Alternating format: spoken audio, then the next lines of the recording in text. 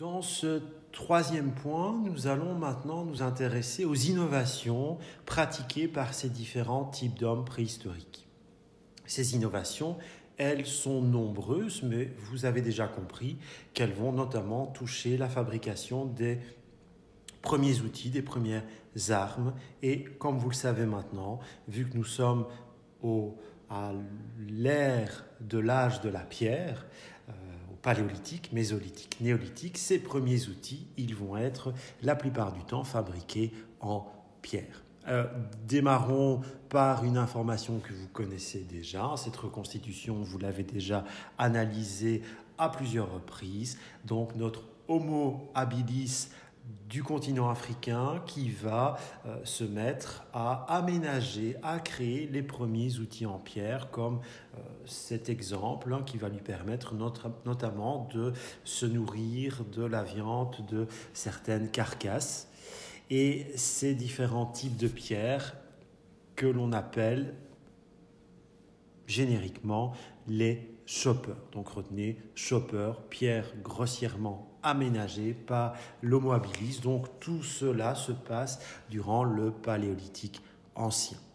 Ensuite vient l'Homo erectus. Alors l'Homo erectus, nous venons de mettre en évidence l'une de ses premières grandes caractéristiques, c'est un voyageur.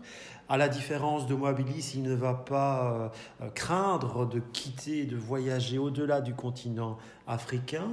La deuxième grande particularité d'Homo erectus, c'est qu'il va concevoir un outil en pierre révolutionnaire par rapport au chopper, c'est le biface. Alors vous avez ici deux exemples de biface pris sous différents angles de vue. Cela vous permet très facilement de définir ce qu'est un biface. C'est une pierre qui va être taillée assez finement d'ailleurs sur ces deux faces. Biface pour deux faces, une pierre taillée sur ces deux faces. La taille est assez fine, la taille est assez pertinente et donc ce biface, ça va être un espèce de couteau suisse de l'époque. Ça va permettre à l'Homo erectus d'effectuer toute une série d'opérations et notamment de découper la viande, de découper les peaux, de découper des plantes, que sais-je encore. C'est vraiment un outil en pierre révolutionnaire et n'oubliez donc pas ce terme biface. Si nous regardons maintenant cette ligne du temps, donc l'Homo erectus, les premières communautés d'Homo erectus qui sont localisées dans les premier temps, la première période du Paléolithique, eh bien, ces communautés d'Erectus, il faut attendre le Paléolithique inférieur pour les voir façonner, créer ce magnifique, cet extraordinaire outil en pierre qu'est le biface. Et ce biface va survivre jusqu'au Paléolithique moyen. Pour le dire autrement, eh bien, d'autres types d'hommes après l'Homo erectus vont continuer à perfectionner, à utiliser ce biface. Ce sera le cas des pré-néandertaliens et ce sera certainement le cas aussi des premiers néandertaliens européens. Ceux-ci, durant le Paléolithique moyen, vont également créer de nouveaux outils, d'autres outils en pierre qui auront des fonctions bien plus spécifiques.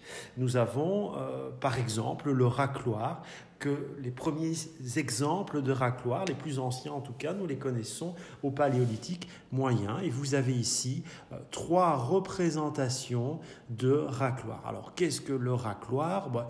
Sa fonction est assez simple à définir. Un racloir, ça sert à racler.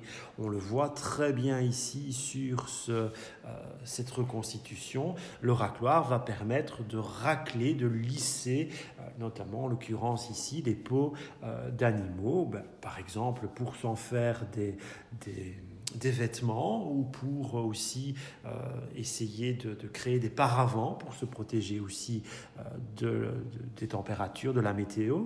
Et vous voyez en fait que ces pierres racloirs, ici sur cette reconstitution, elles sont emmanchées sur un manche en bois pour faciliter leur utilisation. Et vous avez sur cette reconstitution plusieurs racloirs qui sont illustrés. Alors, un outil assez proche finalement du racloir, il s'agit du grattoir qui lui présente quand même une forme différente. Il est aussi utilisé, du moins les premières formes de grattoir sont localisées elles aussi au Paléolithique moyen, et le grattoir va permettre aussi de gratter les peaux. Alors le grattoir, on le reconnaît assez facilement, notamment par ce tranchant arrondi que vous voyez ici ou que vous voyez là, et sur cette reconstitution, eh bien, nous voyons une femme de la préhistoire en train d'utiliser un grattoir pour gratter, pour épurer la peau d'un animal. Encore une fois, pour réaliser des vêtements ou réaliser par exemple des coupe-vents, comme vous pouvez le voir ici à l'arrière-plan de cette reconstitution. Restons sur cette reconstitution pour nous intéresser au travail de ces deux personnages. Alors c'est un terme technique mais qui se rapporte à une évolution technologique très très très importante pour la préhistoire. Il s'agit du débitage levallois. Alors qu'est-ce que le débitage levallois? Eh bien nous allons essayer de le définir ensemble à travers l'analyse d'une reconstitution.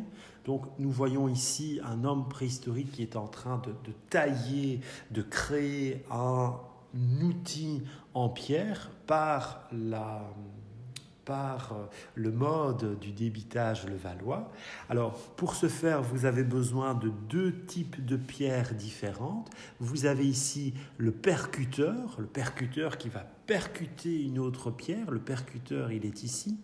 Et cette autre pierre qui va être une pierre tendre, on l'appelle le nucléus.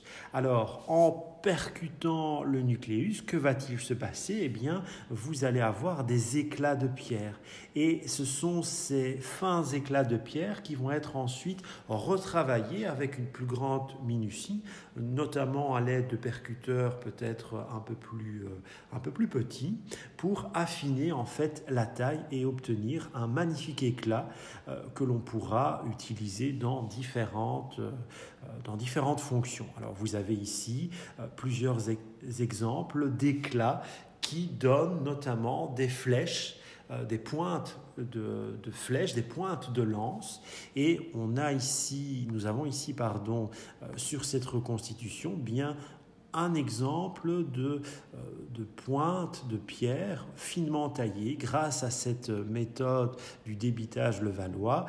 Et ces pointes de lance en pierre, elles sont fixées à un manche en bois, et l'on voit que c'est notamment très pratique pour les hommes préhistoriques, notamment lorsqu'ils doivent chasser du gibier imposant, comme ici, cette reconstitution qui évoque la chasse au mammouth. Et sur cette autre reconstitution, eh bien, on voit justement l'utilisation de lances, peut-être même de javelots, munis une nouvelle fois de ces fameuses pierres taillées avec le débitage levallois. Donc ce système de taille va permettre d'affiner justement ces outils en pierre et d'en faire finalement de véritables lames tranchantes.